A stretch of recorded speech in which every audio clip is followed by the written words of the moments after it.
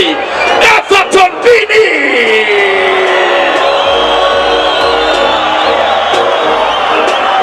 Yo.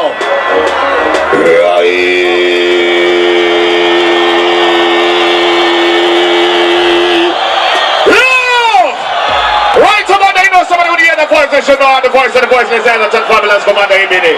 One take time to make up everybody in the place, you know. Jackson's corner, me say you. Where you there, Jackson's corner? Give me some light there at the bump book and why you mean, man? You know, some of the whole family them there.